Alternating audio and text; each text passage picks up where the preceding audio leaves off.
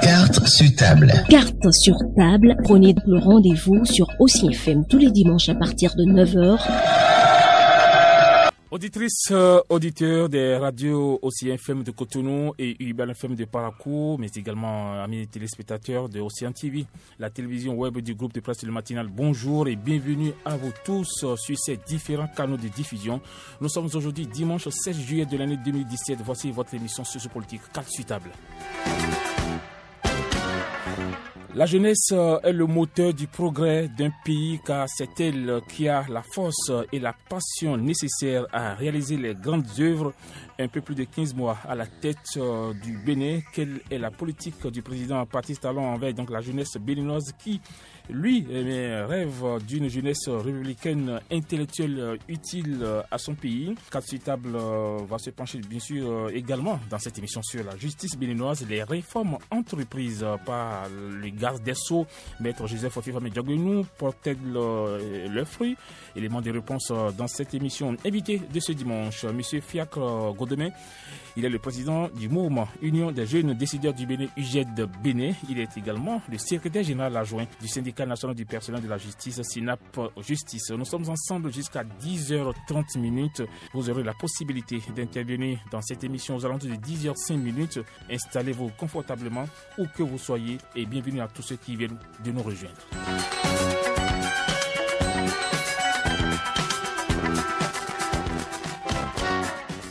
Voilà, Monsieur Fiacre Godemain, bonjour. Bonjour, monsieur le journaliste. Et merci d'avoir accepté notre invitation. Comment allez-vous? Ça va. Ça va? Oui. Voilà. Alors donc, je le disais tantôt, vous êtes donc le président du mouvement Union des jeunes décideurs du Bénin. Alors, parlez-nous très brièvement de votre mouvement. Merci, monsieur le journaliste. Merci à Océan FM qui, d'une manière ou d'une autre, aide quand même la jeunesse à des moments donnés à se faire entendre. Le mouvement L'Union des jeunes décideurs, c'est un mouvement politique né compte tenu des difficultés de l'utilisation, de la manipulation des jeunes. Ce mouvement était né un peu avant les élections législatives de 2015. Et nous avons réussi, dès la naissance, à avoir des candidats aux élections législatives. Déjà. Donc, je peux vous dire que c'est un mouvement qui a réussi à impacter les jeunes dans sa circonscription électorale. Je parle bien de la 16e circonscription électorale. Et aujourd'hui, notre credo, c'est qu'il faut nécessairement que les jeunes aillent à la chose politique, à des instances de décision de la nation. Vous êtes seulement au niveau de la 16e circonscription, mais vous êtes sur l'ensemble du territoire national? Nous sommes plus ancrés, nous sommes assis dans la 16e circonscription électorale. C'est pas suffisant. Le mouvement qui c'est pas suffisant. Et d'où le défi, je crois. Maintenant, aujourd'hui, nous ne travaillons plus seuls pour cette circonscription électorale. Nous travaillons plus seuls pour cette circonscription électorale, ce qui a fait que nous avons réussi à commencer déjà par dialoguer, par trouver des terrains d'entente avec certains partis politiques pour quand même nous permettre de réaliser nos objectifs, d'atteindre nos objectifs. Vous êtes un mouvement donc politique, vous avez participé donc aux dernières élections législatives? Nous avons participé aux dernières élections législatives. Quel a été le résultat pour un mouvement qui vient de naître à peine? Pour un mouvement qui vient de naître, nous avons réussi dans notre circonscription électorale à donner le meilleur de nous-mêmes. Parce que dès la naissance du mouvement, il y a la coordination du littoral du parti ABT qui est venu déjà nous voir pour voir dans quelle mesure travailler avec nous.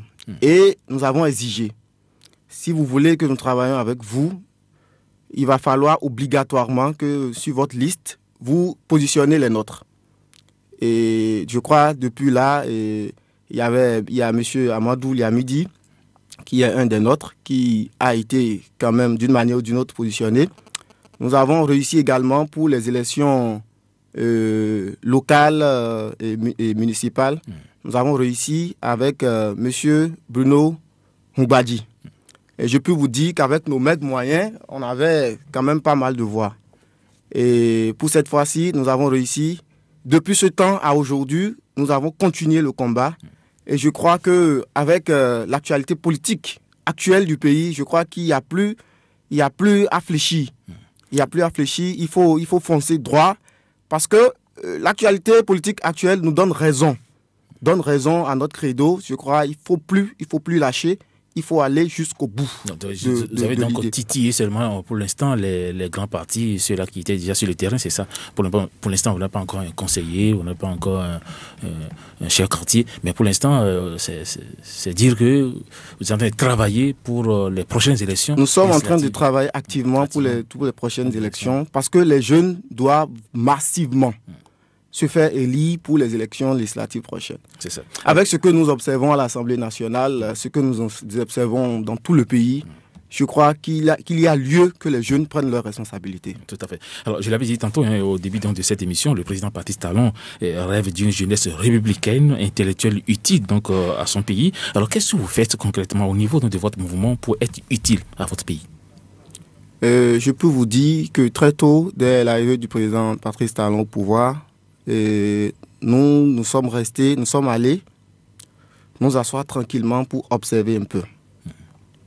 Parce que c'est un président qui est venu dès son arrivée au pouvoir, déjà avant son arrivée au pouvoir, nous avons vu, c'est d'abord la révision de la Constitution, et après la révision de la Constitution, tout su, normalement. C'était c'est-à-dire son vrai plan, c'était qu'il faille passer par la révision de la Constitution. Et donc, nous ne sommes pas députés. Nous avons observé, nous avons essayé de voir, de nous approprier du projet, tout ça. Et nous avons vu la fin. Nous avons vu la finalité. Et la conclusion, c'est que nous constatons que nos autorités politiques œuvrent pour quand même freiner le développement du Bénin. C'est ce que nous avons constaté. Et c'est cela qui nous a beaucoup plus réveillés. C'est surtout ça qui nous a réveillés. Et nous nous sommes dit, à cette allure, si rien n'est fait, c'est que aucun avenir pour la jeunesse. Mais il faut davantage d'actions et moins de discours pour désamorcer dans cette bombe à retardement que constitue justement le chômage massif des jeunes. Alors si on vous disait d'apprécier la politique menée depuis 15 mois par le président Patrice Talon envers la jeunesse béninoise, que direz-vous? Envers la jeunesse béninoise, le président Patrice Talon, d'abord, on ne peut parler de la jeunesse sans parler de l'éducation. Je ne suis pas là pour parler pour défendre, le gouvernement. Mais je dirais quand même que quelque chose a été fait. Il faut aller à l'origine et voir d'où est-ce qu'il a commencé. Nous étions à un niveau où les enseignants, le diagnostic qui a été fait et connu de tous, c'est que les enseignants n'étaient plus dans les classes. Tous les enseignants étaient en campagne, 5 jours sur 5, et les élèves étaient laissés à leur sort. Et moi, j'ai des amis enseignants qui ont envoyé leurs enfants dans les privés. Ça veut dire quoi? Ça veut dire, moi, enseignant, je travaille dans le public, et j'envoie tous mes enfants dans le privé. Parce qu'ils sont conscients, à un moment donné, du fait que rien ne bougeait dans les écoles et publiques. Mais je crois à l'arrivée du président Patrice Talon, nous avons vu tous les directeurs qui n'ont pratiquement rien donné, ont été remplacés systématiquement. Et ceux qui ont remplacé ces derniers avaient une obligation de résultat. Avait une obligation d'une manière ou d'une autre. Je crois que sur le plan éducatif, le président Patrice Talon a réussi à faire ce plus-là. Et nous avons vu les résultats. Quoique les gens disent que c'est un résultat politique, le long de l'année, nous avons vu qu'il y a eu moins de mouvements. Donc, ce qui veut dire que les professeurs ont réellement travaillé. Il y a eu moins de mouvements, surtout dans les collèges. Et donc, je pourrais dire que sur le plan éducationnel, il y a quelque chose qui a été fait. Maintenant, sur le plan du programme d'action du gouvernement, beaucoup de choses ont été prévues, sauf que jusque-là, rien n'a véritablement démarré. Et je le dis, et je continue de le dire, tant que nos autorités politiques ne vont pas laisser la main aux différents gouvernements que nous aurons, rien ne pourra se faire. Mais vous visez qui concrètement de réel. Donc, en disant ça, à l'Assemblée nationale, à des moments donnés, les gens bloquent un chef d'État comme ils le veulent. Nous avons vu ça avec le président Yahi Boni. Le président Yahi Boni a été tellement bloqué qu'à un moment donné, il a été obligé, c'est-à-dire les gens l'ont dit, ici ça ne se passe pas comme ça. Et les Béninois l'ont obligé à faire de la politique tous les jours. C'est-à-dire, les gens l'ont titillé, les gens l'ont amené à faire de la politique tous les jours. Et c'est ça avec le président Patrice Talon. Parce qu'au départ, ce régime avait quand même pris les choses d'une main. Mais vous avez vu après le rejet de la révision de la Constitution, le président Patrice Talon a dit, bon, je ferai désormais de la politique. Et donc... Ça vous fait mal le fait qu'on ait peut-être pour rejeter le projet de révision de la Constitution? Je crois que nous n'en sommes pas encore là. Quand le président Patrice Talon dit, je ferai désormais de la politique, mais, ça veut dire quoi? Selon vous, ça veut dire quoi? Ça veut dire quoi? Quand vous bloquez, quand le monsieur dit, voilà ce que je veux. Et parlant du président Patrice Talon, ce n'est pas seulement... Nous avons vu la lutte à laquelle le président Yahi Boni est venu au pouvoir. Le président Yahi Boni était convaincu que c'était possible, le changement. Il était convaincu. C'est-à-dire, quand vous suivez le monsieur, vous sentez l'ardeur. Il avait marché. Et la marche verte contre la corruption. Mais il y a eu beaucoup de scandales. Il y a eu beaucoup de scandales après. Mais c'est que les Béninois ont eu le temps de lui dire que ça ne se passe pas comme ça ici. Nous sommes dans un pays, dans un régime présidentiel, il a tous les pouvoirs. Nous sommes dans un régime présidentiel. Je vous dis. Vous n'avez pas le pouvoir, donc il vaut mieux donc de le laisser, parce que le pouvoir, nous sommes dans un régime présidentiel, le chef de l'État a tous les pouvoirs qu'il faut, c'est lui qui nomme les ministres, c'est lui qui démet à tout moment les ministres. Voilà, il a les directeurs généraux, c'est lui qui les nomme. Alors, si aujourd'hui, ça dit que c'est la faute, n'est pas seulement au directeur, c'est la faute au président, c'est lui qui a été... La nomination des ministres, comment ça se passe? C'est qu'il faut qu'on arrive à faire le vrai diagnostic. Sinon, nous n'irons nulle part. Il faut qu'on arrive à poser réellement le diagnostic. La nomination des ministres se font comment? D'abord, vous allez à une élection présidentielle où vous avez une trentaine de candidats. Et déjà au deuxième tour, s'il en a, il y a un certain nombre de candidats qui vous soutiennent. Et déjà par là, juste après les élections, ça devient une exigence. Tu dois nommer les miens. Et déjà là, ça peut fausser déjà le programme politique. Ça peut fausser un président de la République. Il faut que tu nommes les miens. Le président de la République nomme également, c'est-à-dire d'une manière ou d'une autre, il fait de son mieux. Il nomme le nombre qu'il peut nommer.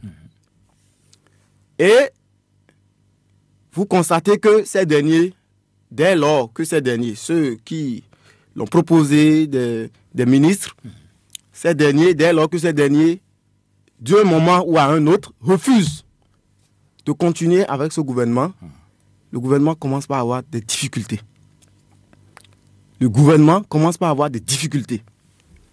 Parce qu'on dit non, tel ministre doit se retirer, il faut qu'il se retire. Et vous voulez que ce ministre travaille comment dans sa peau? Et ce ministre est dirigé déjà par deux individus. Il n'est plus dirigé seulement par le ministre. Ça fait 1. 2. Les ministres qui sont nommés.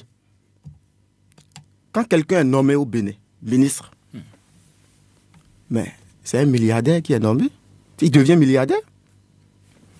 Et c'est pour ça que beaucoup, vous avez vu, beaucoup quittent l'Assemblée nationale. C'est-à-dire, ça ne leur dit rien de quitter l'Assemblée nationale pour devenir ministre. Et beaucoup veulent devenir ministre. Mais sur la rupture, ce n'est pas le cas. C'est pas... ne me dites pas que c'est le salaire qui les attire aussi tant. Ne me dites pas que c'est le salaire. Parce que comment le Bénin fonctionne? Tout ce qui est ressources du Bénin est partagé par le biais des ministères. C'est-à-dire, les ministères que nous avons sont des canaux par lesquels sont partagées ces ressources. Et il suffit qu'un ministre arrive à bien faire son jeu pour mieux s'en sortir. C'est ça. Non, le procès des ministres. Non, je ne fais pas le procès des ministres. Nous avons vu des affaires PPA 2. Oui. C'est quelqu'un qui a géré cette affaire. Et nous avons vu aujourd'hui 130 milliards et 130 milliards dans le coton. Je ne dis pas que les 130 milliards ont été volés, mais je dirais tout simplement que 130 milliards a quitté la caisse de l'État béninois. Et ces 130 milliards, ça a pris par des ministères. Ne me dites pas que le bas peuple que nous sommes avions touché un franc dans ces 130 milliards. Et donc, je peux vous dire que le véritable problème peut ne pas être un chef d'État. Le véritable problème peut être ses ministres. Et donc, le problème commence par là. Et vous avez une Assemblée nationale où il y a toutes les forces politiques. Et le chef de l'État veut faire ratifier un accord de prêt. Le chef de l'État veut voter une loi. Et puisque on ne s'entend pas avec le gouvernement qui est là, on s'arrange, on fait tout. Et il y a également des bailleurs pour financer le blocage. Des bailleurs pour financer le blocage? Des bailleurs pour financer le blocage. Nous en avons vu. Et aujourd'hui, c'est d'autant plus clair qu'il y a de l'argent qui circule à l'Assemblée nationale. C'est clair. Parce que des députés l'ont affirmé. Et pas n'importe lesquels. Ça veut dire qu'aujourd'hui, nos députés, à des moments donnés, sur des questions données, peuvent se faire vendre. Et dans ces conditions, dites-moi ce qu'un chef de l'État peut produire. Quelle production réelle nous pouvons attendre d'un chef de l'État si ceux qui doivent l'accompagner sont des parasites, sont un peu comme des handicaps pour son programme. Et c'est ce que le mouvement veut corriger non, moi je dis aujourd'hui, les jeunes n'auront rien tant qu'ils ne se lèveront pas tôt. Parce que ce qui se fait, je vous donne un exemple palpable. Voilà un monsieur, je prends l'exemple de ma circonscription électorale. Monsieur Candide Azanani a décidé de lutter pour la jeunesse. Et vous avez vu combien de fois la jeunesse l'a soutenu. Et vous avez vu le jour où la brigade, le parquet avait envoyé des éléments pour aller le chercher. Vous avez vu la jeunesse? Vous avez vu la jeunesse? Et je puis vous dire que même des innocents ont été en prison, ont été détenus pour une première fois de leur vie dans cette affaire. Parce que tout ce que la police a ramassé à l'époque, vous l'avez vu. Et c'était des combats. Mais aujourd'hui, dites-moi, quelle est la politique que fait ce monsieur? Quelle est la politique qu'il fait pour sortir les jeunes du chômage actuel, du chômage ambiant? Je vous donne un exemple clair. Aujourd'hui, nous avons plus de 2000 candidats chaque année au bac. Ceux-là, ils deviennent quoi dans la République? C'est-à-dire, tous ceux-là deviennent quoi? Et nous avons des milliers d'étudiants qui sortent dans des établissements privés, publics. Tous ceux-là deviennent quoi dans la République? C'est ça. Alors qu'il y a des filières. Le Bénin a déjà réglé le problème de guerre. Le Bénin est un pays de paix. Et c'est largement suffisant pour que nos politiciens, une fois élus, laissent la politique de côté et proposent des projets réels pour quand même permettre à la jeunesse de se retrouver. Alors, nous allons recentrer un peu dans le débat. Vous avez parlé tout à l'heure, bien sûr, du chômage, l'accès à l'emploi. Au Bénin, c'est vrai, c'est une question de plus en plus préoccupante. Il ne faut pas se le cacher. Il y a aussi le chômage qui prend, le chômage des jeunes, pour être plus précis, qui est un souci majeur et qui accroît un peu davantage la déception des milliers de jeunes béninois. Alors, le gouvernement a quand même annoncé le recrutement de 10 340 agents au profit de l'administration publique. C'est quand même un ouf de soulagement. formation. Et qu'est-ce que les jeunes justement font pour pouvoir... Parce qu'aujourd'hui, tout le monde veut être forcément dans les bureaux. On ne veut pas les jeunes aller labourer la terre, produire voilà, des choses. Aujourd'hui, tout le monde veut être dans les bureaux, veut être en cravate. Alors, c'est ça aussi le véritable problème. Alors, est-ce que ce n'est pas nous de 10 340 agents?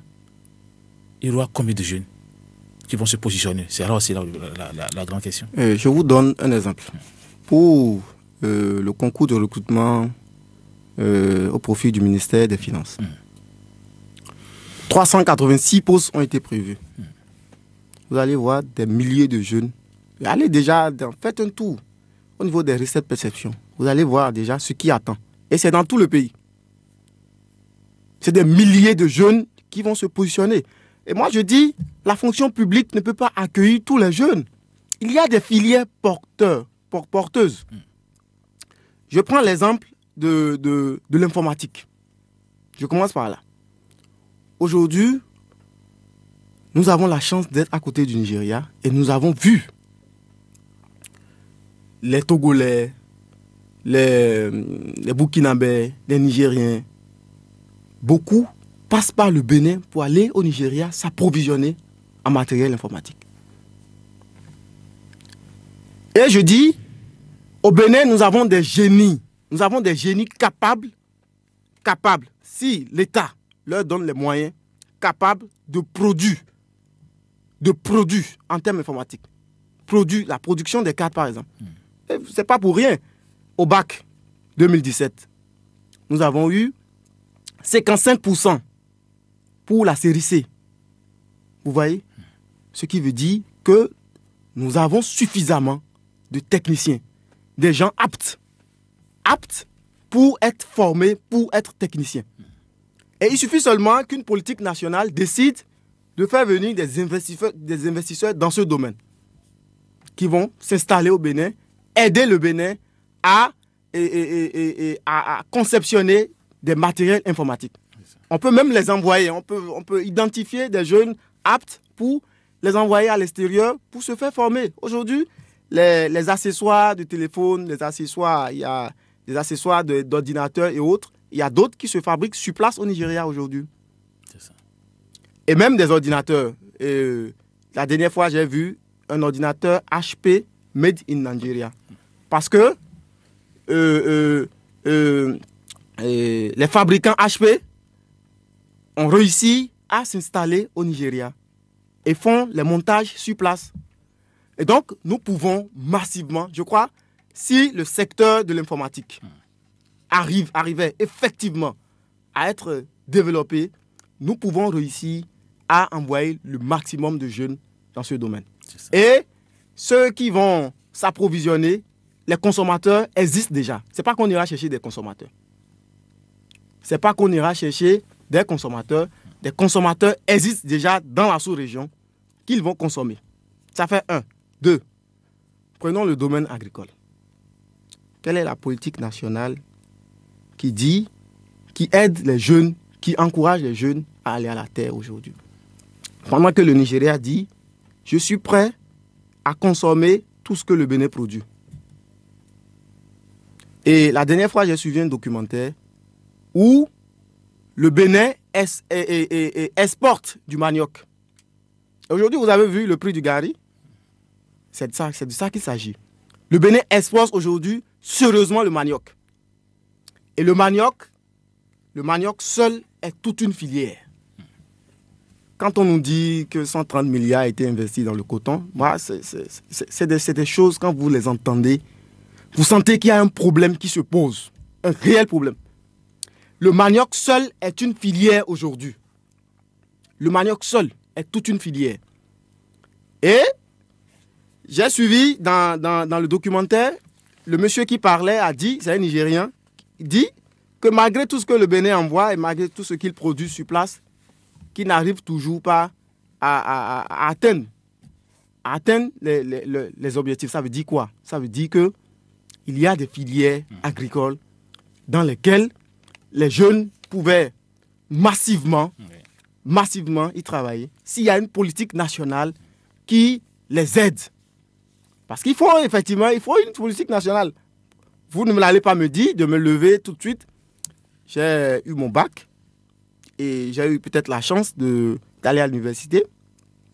Je finis, j'attends nécessairement un emploi. Mais ne me dites pas de me lever un beau matin, d'aller... Mais c'est difficile. C'est facile à dire, aller à la terre. Ouais. Mais c'est difficile. C'est difficile l'application. Il faut nécessairement une politique nationale qui envoie les jeunes à la terre. Vous avez vu le projet Taxi Bénin? Vous avez vu ce projet-là? Quel jeune au Bénin a son BPC ou son bac et décide d'aller prendre un véhicule taxi et rouler dans la ville? C'est rare. Et même si des jeunes ont cette volonté, parce que c'est une filière aussi, même si les jeunes ont cette volonté, oui, il faut aussi les moyens. Absolument, il faut les moyens. Il faut un véhicule et c'est des millions. De toute façon, 4 ans. Mais aujourd'hui, nous avons vu, les jeunes ont bénéficié, ont eu ces véhicules-là et sont en train de faire leur petit job avec. Ça veut dire quoi? Ça veut dire que dès qu'il y aura une politique nationale, déjà, vous sentez dans les recrutements. Quand vous voyez un concours, on veut recruter 300 personnes et déjà plus de 2000, 3000 jeunes postulent. Ça veut dire qu'il y a des jeunes qui ont de la volonté de travailler déjà disponibles. C'est ça. Maintenant, tout dépendra de la politique nationale pour quand même les répartir, essayer de voir selon leur filière ce qu'ils pourront faire. Tout à fait. Alors, mesdames et messieurs, je rappelle que nous recevons M. Fiacre Godémé. Il est le président du mouvement de l'Union des jeunes décideurs du Bénin. Il est également le secrétaire général adjoint du syndicat national du personnel de la justice, SYNAP Justice.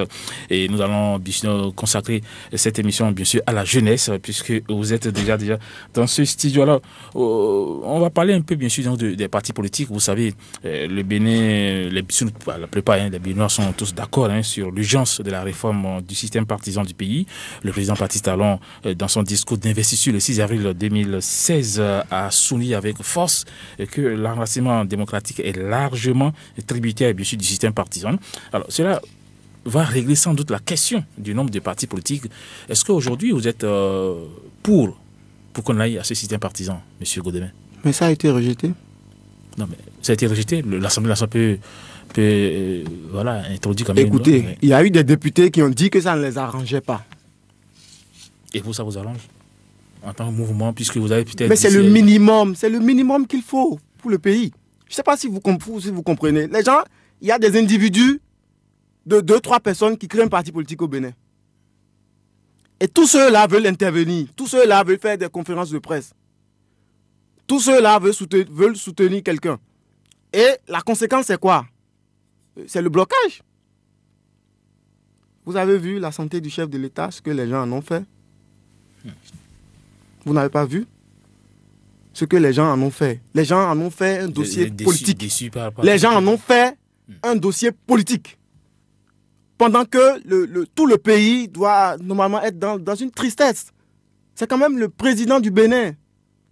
Et les gens en ont fait un dossier politique, purement politique. Les gens sont allés jusqu'à dire que le fauteuil est vacant. C'est triste. Parce que tout le monde veut faire de la politique et à sa façon. À sa façon. C'est rejeté, c'est triste que ça a été rejeté. Beaucoup de Béninois, vous savez, les gens ont réussi à faire de la désinformation autour de ce projet de révision de la Constitution. C'est ça. Les gens ont réussi à faire de la désinformation. Aujourd'hui, ne soyez pas étonnés que des non-lieux se multiplient quand il s'agit d'un dossier où un ministre est impliqué. Ne soyez pas étonnés. Parce qu'on dit le mise en cause principal. Je prends l'exemple du dossier PPA 2. Le mise en cause principal, c'est le ministre Kassa. Il est libre de ses mouvements. Il ne peut pas se faire écouter par le tribunal. Et c'est ceux qui ne sont pratiquement à aucun poste de responsabilité qui ont été détenus et qui sont écoutés. Et chaque fois, certainement, que ceux-là interviennent, ils disent, mais c'est le ministre qui m'a dit de faire. C'est le ministre qui a fait. C'est le ministre qui m'a dit de faire. Voilà qu'on ne peut pas écouter le ministre lui-même. On ne peut pas écouter le ministre lui-même. C'est-à-dire le juge n'a pas compétence à écouter ce ministre. Il faut toute une procédure politique. Et donc, la conséquence, c'est quoi? Vous envoyez un véhicule au garage, vous demandez au mécanicien de faire le diagnostic sans lui donner la clé. Il va faire une diagnostic apparente. Il dira, voilà, j'ai vu, le moteur est en place, et les pédales, tout est au point, les pneus, et c'est bon. Donc, n'attendez pas mieux. Tant qu'un ministre, aujourd'hui, nous voulons aller au développement. Mais c'est impossible. Parce qu'aujourd'hui, il faut faire le diagnostic. Nous avons perdu 10 ans sur le président Yahya Boni. Vous avez perdu 10 ans? Oui, nous avons perdu 10 ans. Je sais de quoi je parle. À faire que de la politique. Et les Béninois en étaient fatigués à un moment donné. Vous avez vu les pourcentages. On n'a pas besoin d'aller loin. Nous avons vu les taux, les élections, ce que ça a donné. Ça veut dire qu'à un moment donné, le peuple voulait réellement en finir. Et vous avez vu avec le président Patrice Talon, c'est les mêmes personnes qui, à un moment donné, ont dit non, Yahi n'est plus bon, Yahi, on s'est trompé sur la personne de Yahi. Ce sont les mêmes personnes qui ont soutenu le président Patrice Talon. Et ce sont les mêmes personnes qui nous disent aujourd'hui, Talon n'est pas bon, on s'est trompé sur Talon. Donc, si on continuait à suivre ces gens-là, c'est que nous allons perdre encore 5 ans sous le président Patrice Talon. Ça fait 15 ans. Pour un jeune qui, à 15 ans, au moment où le président Yahya Boni venait, ça lui fait 30 ans. À 30 ans, pour la plupart, bon, il a déjà peut-être une femme, il a un enfant, il va vouloir aimer, faire... Pourtant, ça peut être, ce jeune dont je parle, peut être un talent. C'est comme ça les talents meurent. Parce qu'à 30 ans, ne me demandez pas de continuer à espérer. Non. Je vais vouloir me jeter à l'eau, chercher quelque chose à faire. Mais au Bénin, jusqu'à 50 ans, continuer d'espérer. Non, on ne peut pas continuer à espérer. Tant que le diagnostic réel n'est pas posé, on ne peut pas continuer à espérer. Et le diagnostic réel, je l'avais dit tantôt, les ressources du pays sont partagées, les canaux pour partager, pour l'utilisation des ressources du pays, ce sont des ministères. Et tant qu'un ministre n'aura pas, ne pourra pas comparaître facilement devant une juridiction correctionnelle, les dossiers vont toujours aboutir. Donc pour vous, il faut supprimer carrément la haute cour de justice. C'est lourd, mais machine. Le projet de révision de la Constitution qui a été rejeté. Ceux qui l'ont rejeté savent pourquoi ils l'ont rejeté. 13 députés FCBE font partie de ceux-là qui ont rejeté. Et nous sommes en train de voir aujourd'hui, avec l'affaire de 130 milliards, il y aura d'autres dossiers qui vont sortir. Et nous sommes en train de voir pourquoi ils ont eu si tant d'énergie pour participer au rejet. Et vous allez constater que dans cette affaire de révision de la Constitution, il y avait eu 2 camps. Et le deuxième camp était constitué d'abord des FCBE et d'autres personnes qui ont rejoint les FCBE. Et vous allez constater, quand vous faites bien vos analyses, vous constatez que l'argent n'a pas allé là. Donc ça veut dire qu'il y a eu des gens qui ont les moyens, qui ont financé. Et ce point dont je parle, le point du ministre, qu'est-ce qui gêne qu'un ministre soit désormais écouté dans un tribunal comme un autre citoyen béninois? J'ai vu le dossier, j'ai suivi de très près, grâce à la presse, le dossier du ministre Sossou Ngonto. Dans ce dossier, il y a eu des gens qui ont été détenus. Mais le ministre même, son nom était en tête. Son nom était en tête parce qu'il avait signé des documents. Mais qu'est-ce qui s'est passé? Arrivé au parquet, le parquet a purement et simplement enlevé le ministre du lot parce qu'il dit n'avoir pas compétence à écouter le ministre. Vous êtes le secrétaire général adjoint du syndicat national du personnel de la justice, vous savez de quoi vous parlez, c'est ça? Non, je me mets dans la peau d'un citoyen, d'un simple citoyen. Je ne suis pas juge, je ne suis pas magistrat. Je me mets dans la peau d'un simple citoyen pour faire mes analyses. Et c'était ça, ce qui s'était passé à l'époque. C'est qu'on avait empêché la justice, la Constitution avait empêché la justice d'écouter ce ministre. Alors qu'il était peut-être le nœud de la question.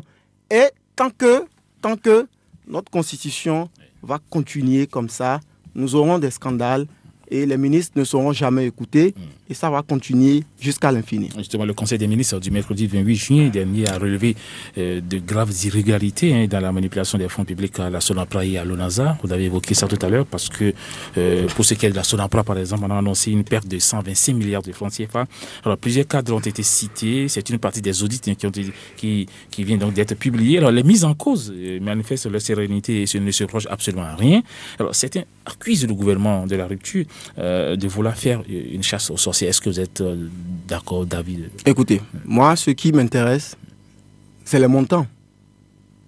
125 milliards, c'est des montants. Ce sont ces montants-là qui m'intéressent, moi. Est-ce que nous avons si tant de l'argent dans le pays et on n'investit pas de l'argent pour autre chose dans le pays? Les jeunes sont là. Mais j'ai cité plein d'exemples. Il y avait 120 milliards, il y a beaucoup de projets. Mais il y a beaucoup de projets. Les jeunes vont quand même se retrouver. Mais je ne me retrouve pas dans ces montants-là. C'est ça, moi, mon problème. Mon problème, c'est pas que ça a été détourné ou pas. Parce que la justice est là pour faire ce travail. Bien que la justice n'aura même pas la possibilité d'aller au bout de ce dossier. Ah bon? Avec la constitution actuelle, vous voulez que la justice aille au bout comment? Je ne peux pas écouter. Et les intéressés, les mises en cause dont vous parlez, c'est des anciens ministres. C'est des anciens ministres et d'autres sont députés aujourd'hui. Vous voulez qu'on les touche comment? Ils ne seront pas touchés. Soyez-en sûrs. Non, soyez-en sûrs. C'est la Constitution qui le dit. C'est toute une procédure.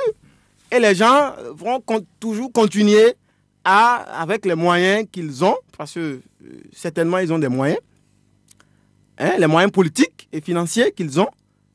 Ils vont réussir à continuer à bloquer les procédures. C'était la meilleure option pour le gouvernement parce que qu'est-ce que le gouvernement pouvait faire par la... Le gouvernement a dit, va saisir la justice. Et vous allez voir, c'est des petits cadres qui seront enfermés. Les petits cadres, les cadres d'exécution, les agents d'exécution. Ce sont ceux-là qui seront enfermés, vous allez voir. Parce qu'on dit que le tribunal ordinaire là, ne peut pas les toucher. Mais de ce moment-là, vous voulez qu'on fasse comment? Et moi, mon problème, ce n'est même pas à ce niveau-là. La justice fera son travail. Moi, mon problème, c'est les montants. Est-ce que ces montants ne peuvent pas faire autre chose dans la République? Moi, c'est mon problème. Mon problème est là. Le président Patrice Talon dit aujourd'hui, l'État ne met plus un franc dans le coton. Parce qu'il a vu. Il a vu combien de fois les gens ont péché contre les jeunes. Mais quand on nous dit que 125 milliards a été mis dans le coton, un truc comme ça. Mais quand on vous dit, quand on vous donne des chiffres comme ça, le coton, ce coton auquel on a mis 125 milliards, est-ce qu'on a pu récupérer au moins en retour les 125 milliards? Est-ce qu'on a pu en retour récupérer ces 125 milliards? Est-ce qu'on a pu tout au moins? Il faut qu'on arrive à nous justifier. Moi, la justification que je veux, ce n'est pas je suis innocent, je suis... non, ça va se justifier, c'est sûr. Ça va se justifier. Tout se justifie au Bénin. Ça va se justifier.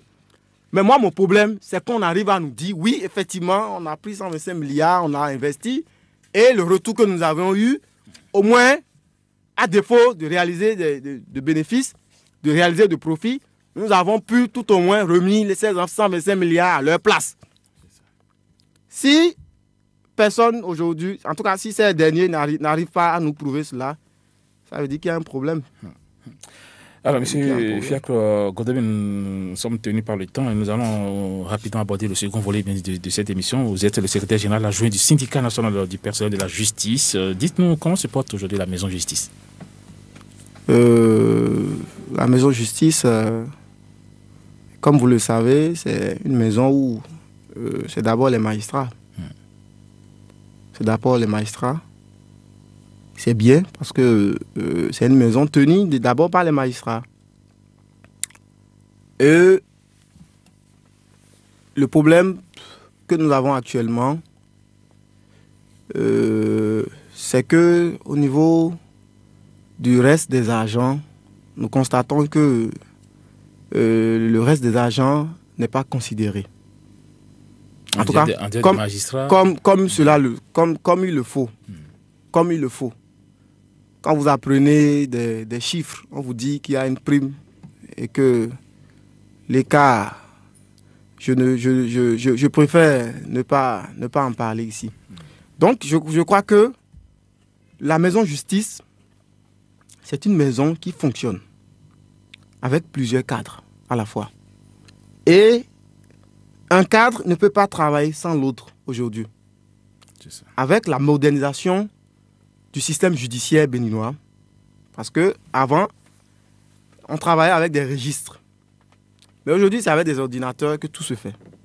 Il y a la chaîne civile, il y a la chaîne pénale. Tout se fait sur la base de l'ordinateur. Ça veut dire qu'il y a l'informatisation du système judiciaire. Et quand on informatise, ça veut dire qu'il y a des informaticiens, ça veut dire qu'il y a des techniciens, ça veut dire qu'il y a d'autres cadres qui interviennent désormais dans la maison.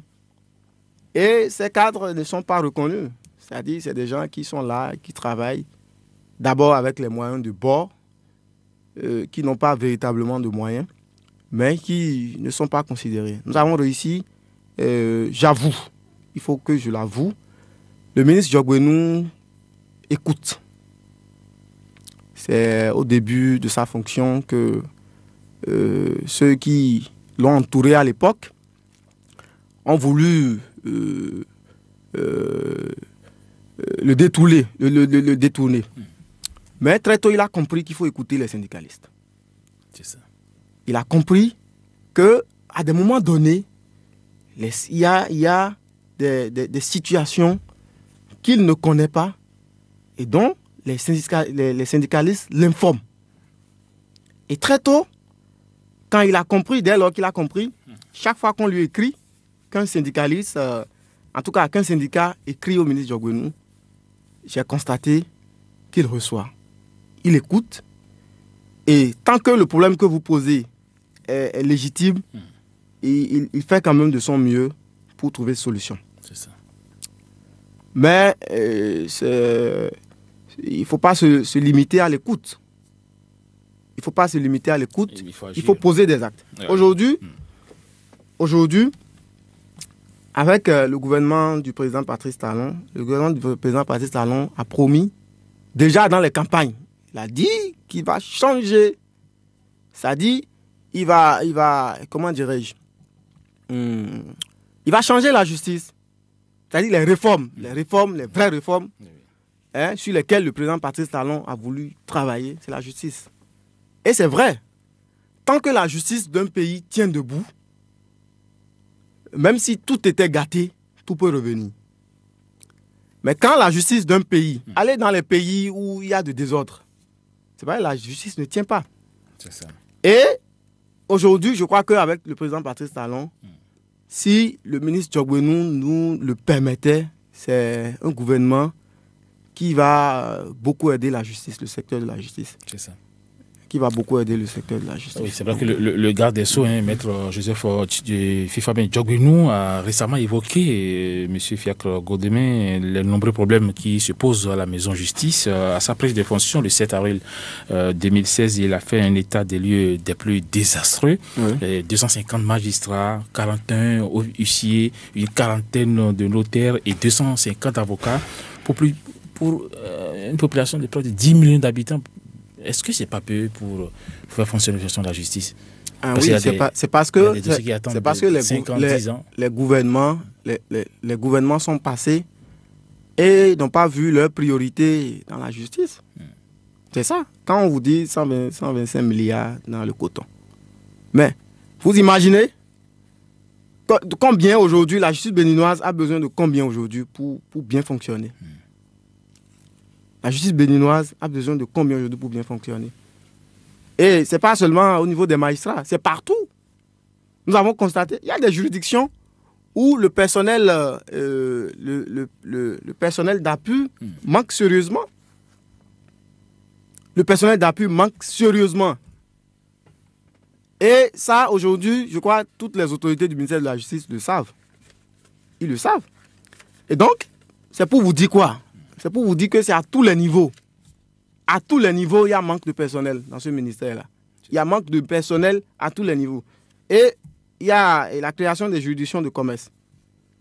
C'est des agents qui iront là-bas. Et déjà, nous sommes en train de dire déjà que l'existant, c'est que le personnel existant n'arrive pas à couvrir tout le Bénin. Et d'autres juridictions seront créées. Et vous voyez, donc c'est une maison qui a suffisamment besoin du personnel. Le tout dépend de la priorité du gouvernement. Et tout dépendra de la priorité du gouvernement. C'est le ministère de la Justice qui est désormais à Porte-Nouveau.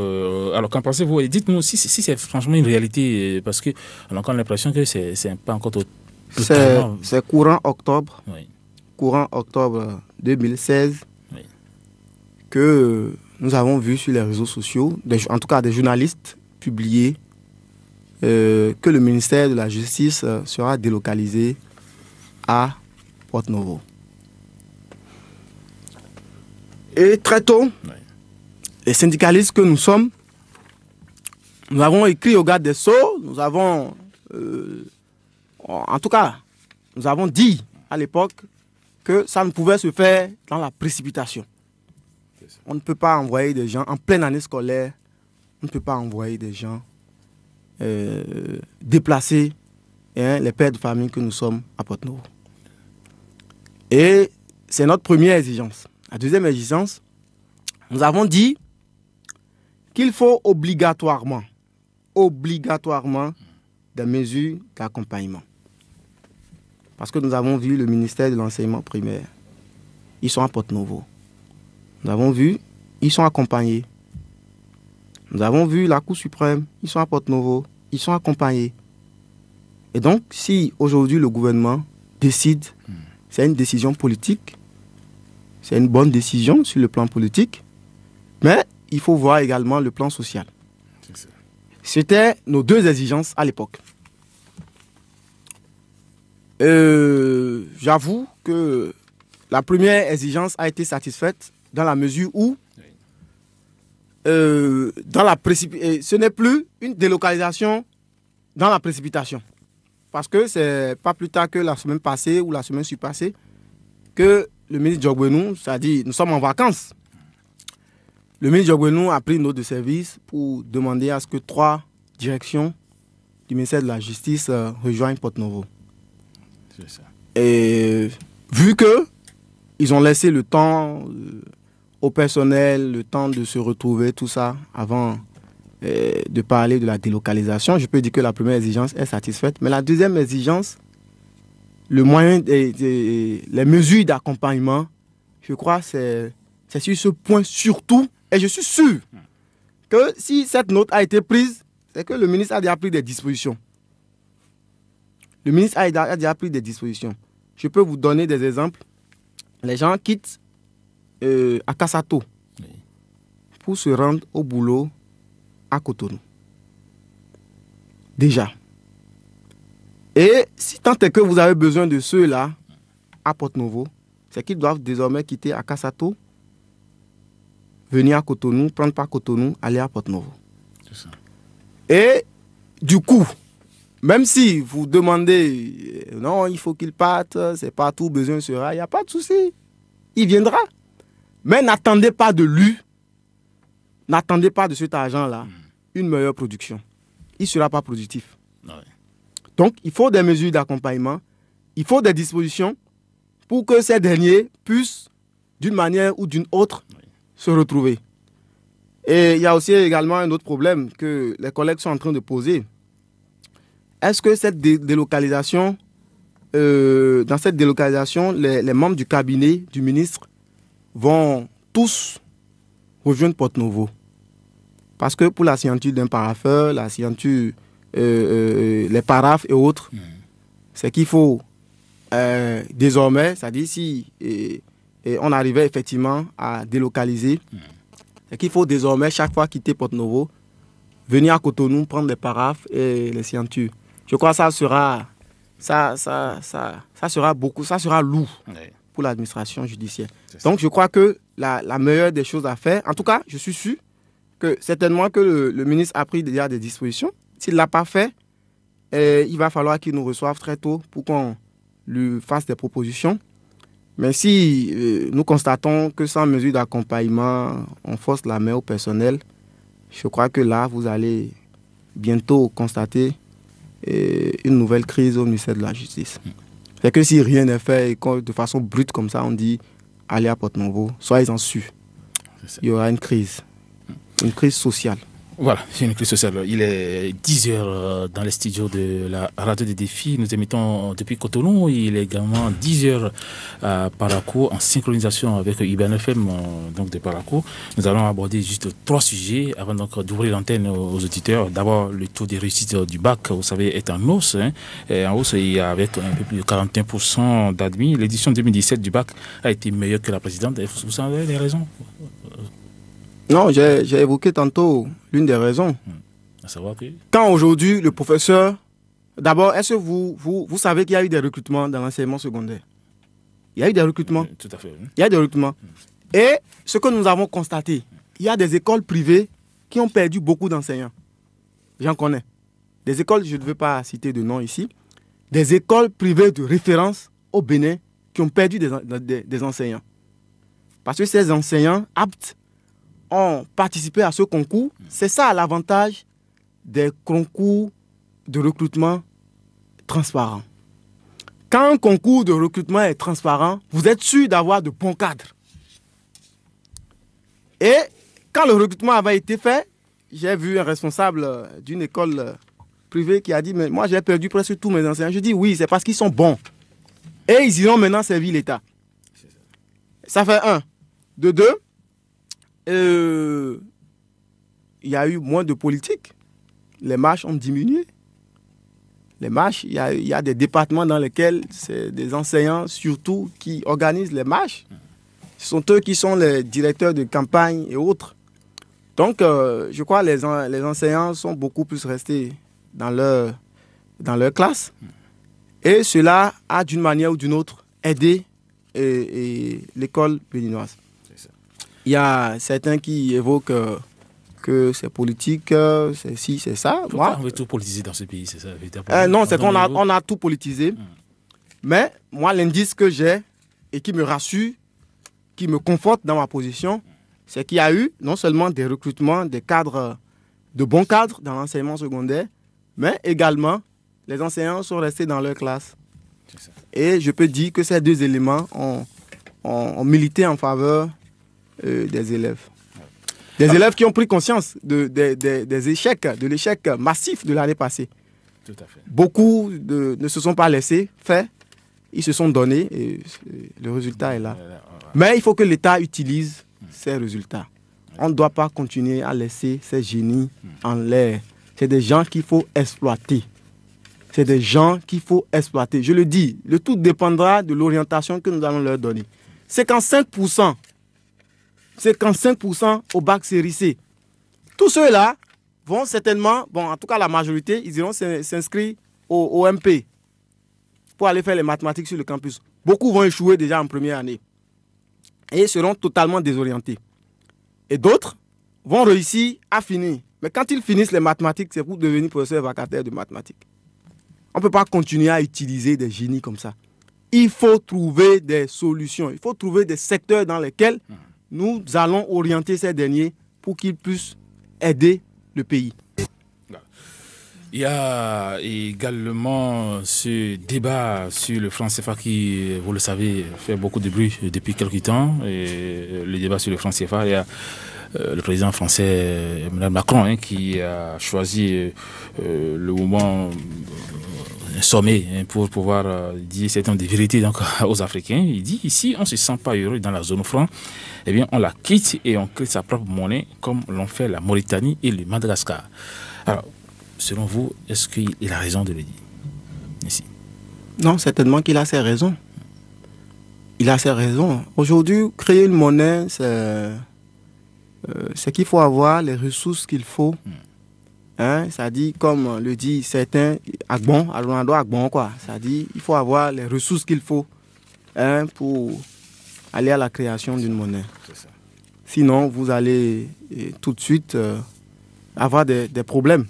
Vous allez avoir des problèmes parce qu'il faut être en phase avec les pays qui sont avec vous. Peut-être si toute l'Afrique ou l'Afrique de l'Ouest décidaient ensemble, hein, de créer leur propre monnaie, peut-être que ça peut aller, mais une seule nation quitter cette zone et vouloir créer sa propre monnaie, je crois tout de suite ça peut avoir des conséquences graves sur l'économie de ce pays. Mais la décision qu'il faut que nos dirigeants finissent par prendre, c'est qu'ils puissent se retrouver, les dirigeants africains, qui puissent se retrouver, poser le diagnostic réel et trouver une solution. Parce que le franc CFA, selon les développements que moi j'ai suivis ces derniers temps, le franc CFA, sur certains plans, nous bloque le développement de l'Afrique. Sur certains plans.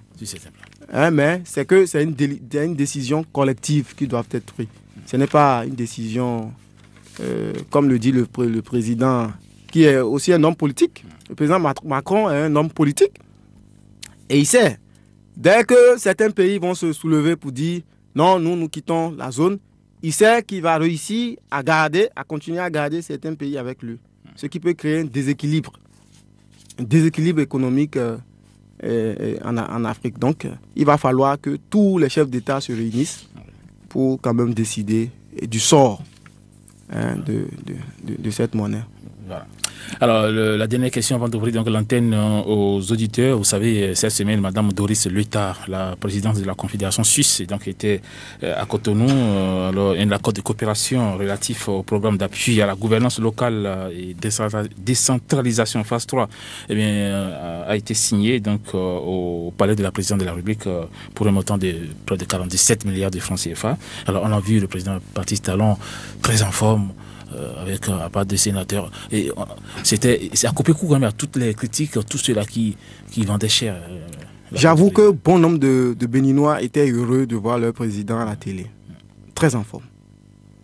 Et je dis, c'est un groupuscule. Ceux qui croient, c'est pas parce que je n'ai pas soutenu un président lors de sa campagne qu'il faut continuer à le combattre, quoi qu'il fasse, jusqu'à la fin de son mandat. Mais c'est pas normal. Et le monsieur, quoi que vous voulez, il est élu pour un mandat de 5 ans, il finira ses 5 ans. Ça dit, c'est d'office. Et donc, le mieux, c'est d'essayer, hein, de faire avec lui, non seulement de faire avec lui, d'essayer surtout de faire des propositions, de lui faire des propositions pour qu'il puisse faire avancer le pays. C'est ça. Et ça dit, les gens ont préféré faire de sa santé une chose politique. D'autres ont même souhaité qu'il s'en aille et que tout de suite, non, ça ne se passera pas comme ça. Ça ne devait pas être le souhait d'un bon Béninois.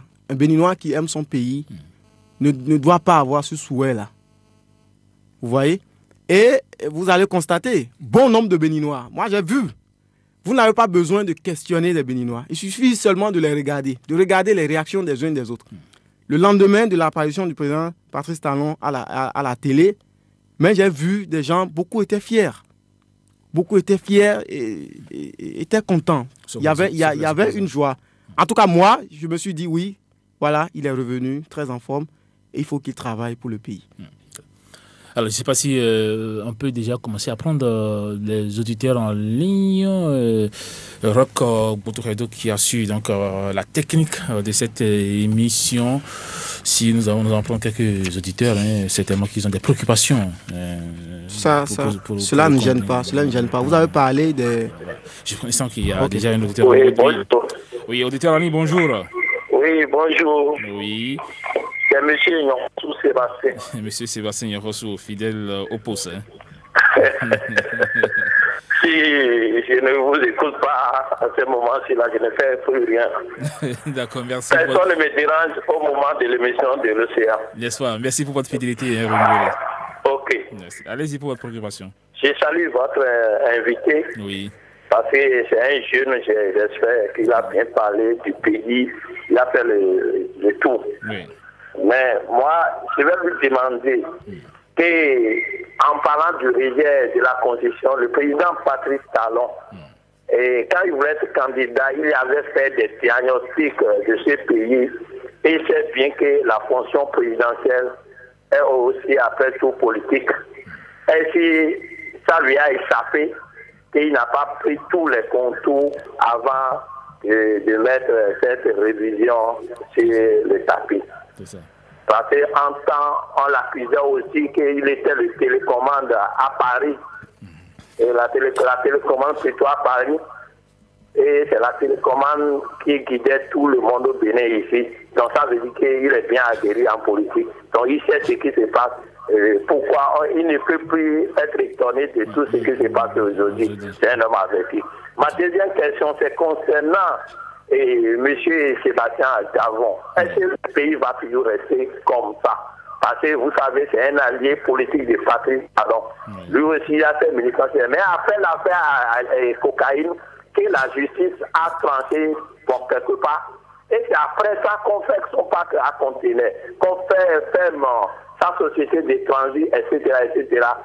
Et vous voyez que le pays va toujours marcher comme ça. Chaque fois qu'un président arrive, il va s'attaquer à quelqu'un ou bien aux opérateurs économiques, tandis que nous voulons le développement de ces pays ensemble. Est-ce que la politique n'est pas aussi là? Et pour finir, l'autre question là, bon, les politiciens, vous voyez, tous les politiciens aujourd'hui n'aiment pas dire la vérité au président de la République. Et tous les idéologies, même s'ils n'avaient pas soutenu ce président, à cause des postes, ils laissent les idéologies et ils soutiennent à tout moment le président. Ils vont même dire que le président est Dieu. Et chaque fois qu'un président, autant de Yaïboni, les gens sont partis même à dire que le président Yaïboni était un Dieu donné. Et qui agit même plus que Dieu. Quelqu'un avait dit ça dans ce pays. Aujourd'hui, maintenant, le président Patrice Talon là, tout le monde voit que c'est celui-là que Dieu nous a donné, c'est le bon. Et c'est ces mêmes personnes-là qui reviennent après pour crucifier ce président. Et vous laisse la ligne ce matin, c'est M. Sébastien. Les politiciens n'ont qu'à dire la vérité. Parce que quand ils applaudissent le peuple en bas, voient autre chose, mais ils voient que c'est bon en haut. Merci. Et après, ils vont venir dans le peuple pour dire autre chose. Merci beaucoup. Merci beaucoup, M. Sébastien Nyorossou, pour toutes ces préoccupations. Vous laissez l'antenne, M. Fiak Godemé. Auditeur en ligne, bonjour. Oui, bonjour, mon cher ami. Bonjour, Albert Nengletor de Pangouya. Ah, ça fait un bon moment, M. Nengletor. Mon cher ami, je vous remercie. Oui. Je remercie l'invité en studio. Oui. Je voudrais demander, puisque je sais que dans tout pays, dans le monde entier, la capitale d'un pays ne reste pas comme reste Porto-Novo. Bon, l'invité en a parlé. Mais aujourd'hui, je lui demande s'il faut compter sur la municipalité pour le développement de la ville de Porto-Novo. Deuxième question. Je voudrais savoir quel président, est-ce qu'il faut un président venant de la ville de Porto-Novo pour quand même faire Porto-Novo une ville véritablement capitale pour le Bénin. Je vous remercie. Donc la parole pour répondre aux préoccupations des auditeurs. Nous allons commencer justement par M. Sébastien Nyorossou, voilà, que vous avez noté comme moi aussi, une fonction présidentielle est purement politique. Alors le chef d'État devait le savoir avant donc de prêter serment le 6 avril dernier, pas le dernier, le 6 avril 2016. Alors votre réaction par rapport à tout? Et la révision de la Constitution, vous savez, il va falloir que nous essayions de nous mettre dans la peau du président de la République. Au fait, c'est effectivement un homme politique. Parce que, quoi que l'on dise, le président Patrice Talon maîtrisait, et c'est justement parce qu'il maîtrisait un peu le monde politique, et maîtrise également le fonctionnement du monde politique béninois, qu'il a pu proposer ce projet, qui répond largement. C'est-à-dire qu'il y a eu des points sur lesquels ce projet répond largement aux problèmes que nous avons actuellement, au quotidien des Béninois. Il a dit pourquoi cela lui a été échappé. Mais vous n'êtes pas sans savoir que quand un homme politique, je dirais, un homme politique, comme M. Sébastien Germain 'Adjavon, se met à l'écart, c'est que déjà, le président Patrice Talon a commencé par avoir des problèmes. Peut commencer par avoir des problèmes. Parce que c'est le même schéma sous le président Yahi Boni. C'est parce qu'il y a eu quelqu'un, l'autre a le pouvoir d'État et un autre a le pouvoir d'argent. Et connaissant nos politiciens, moi j'en connais, selon mes analyses, j'en connais, qui ont quitté le président Patrice Talon parce qu'ils savent que de l'autre côté, il y a un plus. Et donc, comprenez comment les choses se sont passées. C'est qu'il y a eu deux camps, comme je vous l'ai dit. Il y a eu le camp de ceux qui ont vu juste le projet. Et il y a eu un camp de ceux qui doivent coûte que coûte bloquer. C'est ce que je dis, c'est ce que j'ai toujours dénoncé. C'est que, pour des raisons ou des autres, on a vu Martin Rodriguez dans ce pays. Et c'est triste.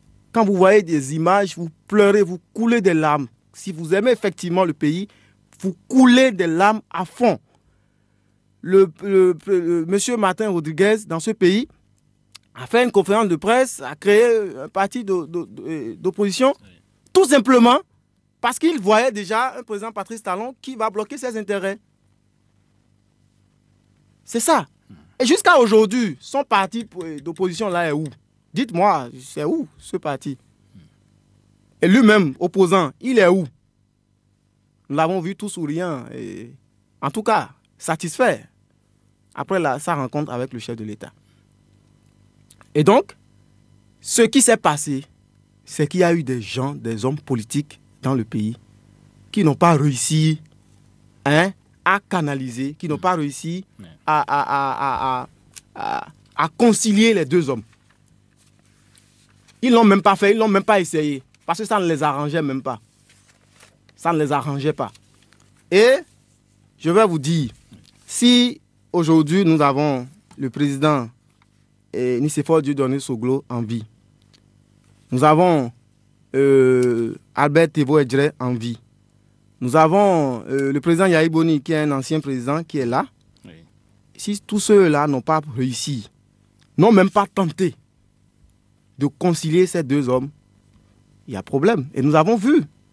C'est des gens qui ont passé du temps à en profiter même d'ailleurs. C'est des gens qui ont passé du temps à en profiter. Et donc, je crois dire et pouvoir répondre à M. Yonkhosou que, quoi que l'on dise, M. Sébastien Germain Adjavon a pesé lourd, a pesé de tout son poids dans ce rejet. Nous irons très rapidement puisque nous sommes tenus par le temps. Rapidement sur les autres volets, il y a M. Léandre Amoussou qui parlait donc de du fait que vous avez parlé de la délocalisation du ministère donc de la justice à Porto-Novo. Il y a d'autres qui sont revenus également par rapport à Porto-Novo. Est-ce qu'il faut être forcément un Porto-Novien, un président d'être Porto-Novien avant donc de penser à la vie de Porto-Novo? Et voilà, il y a beaucoup qui sont revenus quand même sur la vie de Porto-Novo. Bon, si nous devons faire un raisonnement, nous devons partir sur des réalités. L'état dans lequel se trouve Porto-Novo aujourd'hui, quand on vous dit que c'est la capitale, moi, ça pose problème. Allez dans d'autres pays. Ouais, dans d'autres pays, quand on dit c'est la capitale politique, ben vous allez, c'est là où vous avez des belles villas, c'est là où vous avez tout. Mais malheureusement, Porto-Novo, ça ne date pas d'aujourd'hui. Porto-Novo a été délaissé. Porto-Novo a été délaissé. Et quelqu'un a parlé de la mairie. Et je crois que les maires aujourd'hui, malgré le processus de la décentralisation, n'ont pas plein pouvoir. Et même s'ils en avaient, pour la plupart, les maires que nous avons connus, c'est des gens qui se sont préoccupés à autre chose que de faire développer leur ville. Et donc, la délocalisation du ministère de la Justice, plus précisément, c'est une décision politique. Et le président Patrice Talon connaît certainement les raisons pour lesquelles il a demandé à la délocalisation de ce ministère. En tout cas, à la délocalisation progressive de ce ministère. Et nous disons, puisque c'est nous qui y travaillons, nous disons que c'est quand même une décision pas mal. Mais ce que nous demandons, c'est que quand vous prenez une décision comme ça, il faut des mesures d'accompagnement. Il faut aider le personnel. Il faut mettre le personnel dans les conditions pour que la production qu'ils donnent déjà à Cotonou puisse continuer et puisse être le même à Porto-Novo. Et pourquoi pas plus? Donc, il y a monsieur, je crois, les conseils aux jeunes, il y a certains ministres qui n'ont pas du tout les mêmes idées que le président de la République. Je crois que c'est ce qu'il a dit. Monsieur Barnabé Akpepon, voilà, ils sont peut-être en déphasage avec les réalités, avec les idées du chef de l'État. Est-ce que vous avez fait le constat? Bon, je n'en connais pas précisément. Je n'en connais pas précisément. Mais ce que je sais, je n'en connais pas précisément. Mais ce que je sais, c'est que à des moments donnés, il y a des ministres qui font des jeux. Malgré qu'ils soient dans un gouvernement, il y a des ministres qui font des jeux. Ça. Moi, j'ai constaté, pour ceux qui font bien les analyses, la démission du ministre candidat Zanaï s'annonçait il y a longtemps. La démission du ministre Zanaï s'annonçait il y a longtemps. Quand son suppléant Guy Mitokwe, depuis l'Assemblée nationale, vous faites partie d'une majorité et vous travaillez avec un gouvernement. Et au même moment, ton suppléant à l'Assemblée nationale dit que non, il y a des questions sur lesquelles le gouvernement doit pouvoir les associer. Je ne sais de quelle association encore il faut pour quelqu'un qui est déjà dans un gouvernement qui prend une décision. Donc, nous, en tout cas, moi, je sentais déjà venir et la démission du ministre candidat Zanaï. Donc, je ne sais pas s'il y a des ministres qui, connaissant le président Patrice Talon, je crois qu'il prendra ses responsabilités s'il constatait à un moment donné qu'un ministre ne faisait pas le jeu qu'il faut. Mais il faut reconnaître également la stabilité du gouvernement qui est là. Il y a aussi des politiciens qui n'aiment pas dire la vérité au chef de l'État parce que, bon, comme le disait l'auditeur, je crois que quand c'est blanc, le dit que c'est blanc, ils disent que c'est... Oui, il y en a. Il y en a. Justement, c'est ce que je vous dis. C'est ceux-là qu'il faut identifier. Le travail qu'il faut faire, et je demande à tous les jeunes béninois de nous aider à faire ce travail. Il faut qu'on arrive à identifier des parasites. Que je vais dénommer des démarcheurs politiques, des gens qui à tout prix veulent satisfaire à leur intérêt. Il y a également, monsieur Brix, rapidement pour finir, il y a deux choses que vous n'avez pas appréciées chez le chef de l'État, le président Patrice Talon. Très rapidement. Bon, deux choses que je n'ai pas appréciées du président Patrice Talon, bon, c'est qu'il faut beaucoup réfléchir. Il faut beaucoup réfléchir. Et aujourd'hui, les nominations se font rares. Les nominations se font rares. Quelqu'un a dit que quand on nomme des jeunes, il faut, comment dirais-je, il faut que ces jeunes deviennent après, déçoivent après. Mais ça dépend de comment vous l'avez nommé. S'il a fait des jeux de couloir, si c'est affaire de parrain politique, soyez-en sûrs, à la fin, vous serez dessus. Monsieur Fiacre Godemé, monsieur déjà à mes côtés, ma conseillère Chrisbel Moncho, pour nous faire rapidement le résumé de tout ce que vous avez dit en 10 minutes. Alors, Chrisbel Moncho, bonjour. Vous allez me donner le dernier mot, je crois. Tout à fait. Ne vous en faites pas. Bonjour. Alors, très rapidement, est-ce qu'on peut avoir le résumé donc, de cette émission en 1 minute 20 secondes? Oui, tout à fait. D'entrée de jeu, Fiacre Godemé a fait une lecture de l'actualité politique nationale. Selon lui, le chef de l'État voulait amorcer le développement par la révision de la Constitution. Seulement 15 mois et qui dit jeunesse, dit forcément éducation.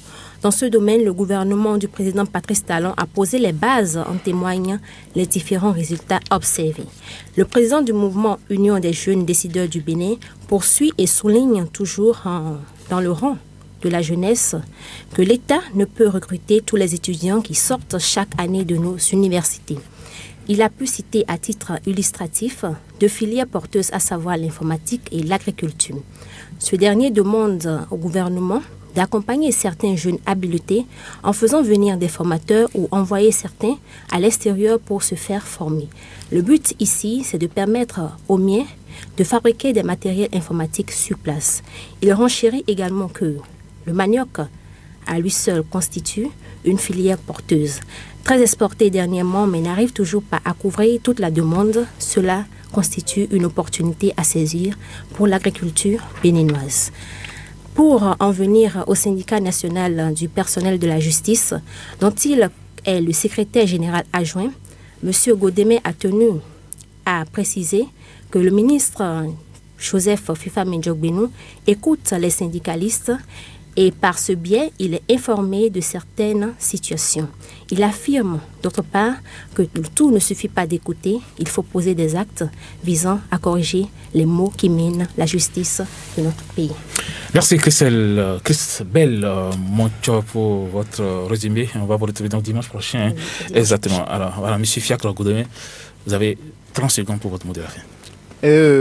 Mon mot de la fin, c'est je demande au gouvernement, le président Patrice Talon, de passer très rapidement aux actes, parce que nous avons vu les diagnostics qui ont été posés, c'est des audits et autres, et c'est tout à fait normal. Avant de pouvoir travailler véritablement, il faut faire le point de ce qui avait été fait. Et nous lui demandons de passer très rapidement, d'arrêter très vite pour que les Béninois puissent le sentir véritablement sur le terrain. Et mon deuxième mot de fin, c'est de dire à la jeunesse béninoise qu'il est temps. C'est-à-dire l'heure a sonné. Nous avons vu 10 ans passer sous le président Boni Yahi. Nous sommes en train de voir ce qui est en train de se faire avec le président Patrice Talon. Il faut que désormais les jeunes aillent à la politique. Il faut que les jeunes se fassent élire obligatoirement pour occuper des postes. Il faut que nous allons au poste de décision. Voilà. Sinon, nous n'aurons rien. Voilà. Merci beaucoup. Voilà, il y a aussi donc des auditeurs qui nous ont envoyé des messages pour encourager toute l'équipe des cadres sur table, pêle-mêle, Dr Latif Akadiri, médecin gynécologue obstétricien à la clinique Tikame à Cotonou. Merci pour votre fidélité renouvelée donc à l'émission. Monsieur Josias Nyangueron, béninois, mais vivant du côté de Lyon en France. Monsieur Frédéric Olympio, qui nous suit également de près de la frontière franco-béninoise, plus précisément donc à Strasbourg. Donc voilà, ils sont branchés sur l'application Océan FM 88.6, téléchargée bien sûr sur Play Store. Terminus donc tout le monde descend capitale de ce dimanche 16 juillet de l'année 2017 s'achève. Était en studio Monsieur Fiacre Godeme, président du mouvement Union des jeunes décideurs du Bénin et puis secrétaire général adjoint du syndicat national du personnel de la justice. Merci d'avoir été là. Merci. À la prochaine. Voilà, merci. Alors, je voudrais également remercier toute l'équipe technique, les techniciens de IBNFM de Parakou, Rock Botoukredo, Semiat Yessoufou, à la caméra, Chris Belmocho et puis moi-même au hospice au Colon des Travaux. Merci à toutes et à tous pour votre sympathique attention. Rendez-vous dimanche prochain avec le même plaisir. Au revoir.